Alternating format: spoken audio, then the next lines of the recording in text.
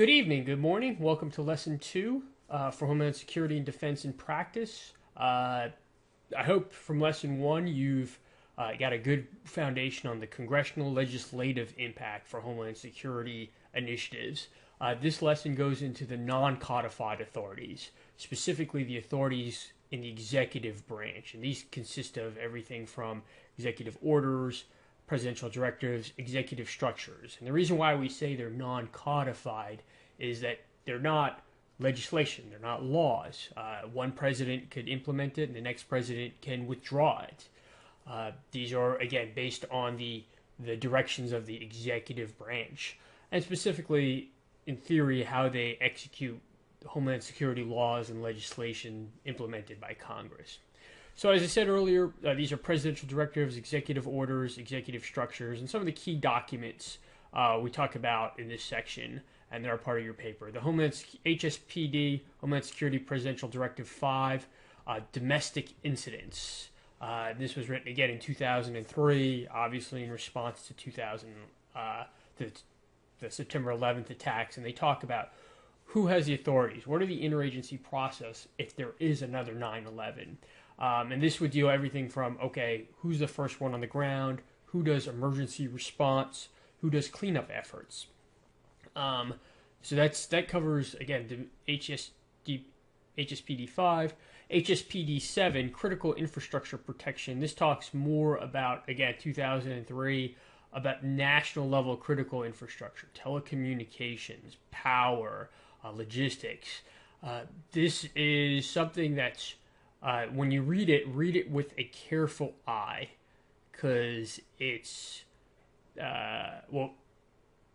two things. One, read it with a careful eye, because when we're talking about critical infrastructure, and we'll talk about it later, it kind of leads a little bit into, okay, how do you deal with the private sector?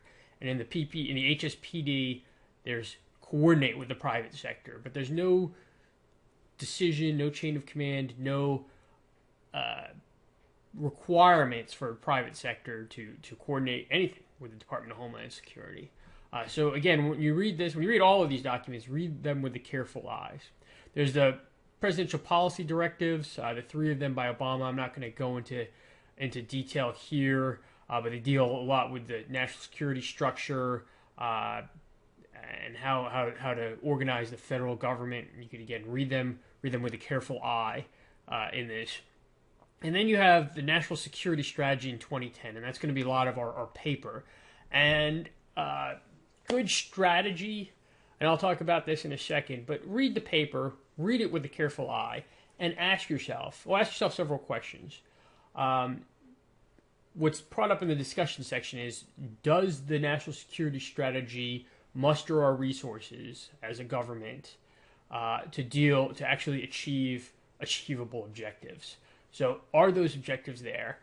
But more importantly, are these objectives important? And are they still relevant? This was written in 2010. It's now 2014. A lot in the world has happened in the last 4 years, whether it's the rise of ISIS, the rise of big power politics with Russia and China, as well as continued cyber hacking. I'm talking about this in January or December 2014. We recently had the cyber hacking in Sony.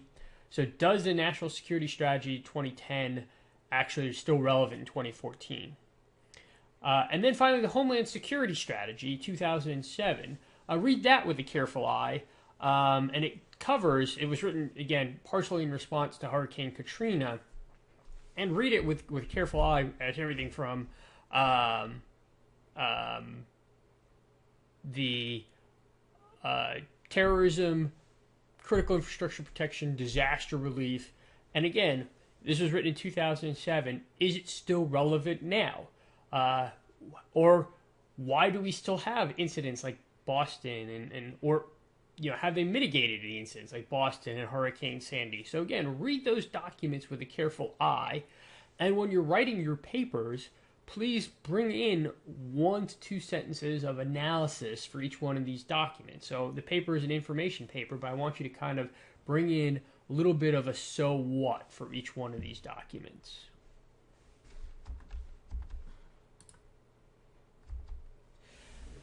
So just a couple of questions. Why were these documents implemented? Just think, there's certain events that triggered each one of these documents, sometimes actual events, sometimes political documents. Are they still relevant, as I asked before? Again, particularly the older documents, in 2007 and 2010. Does the national security strategy in 2010 apply resources to achieve an objective? And that's your discussion question. Again, I want you to read. I don't want you to just give me a summary of the 2010 national security strategy. I want you to read it with a careful eye and tell me if it's too big, still relevant, misses things, and get into that level of detail. What do the strategies leave out? And that's an important question.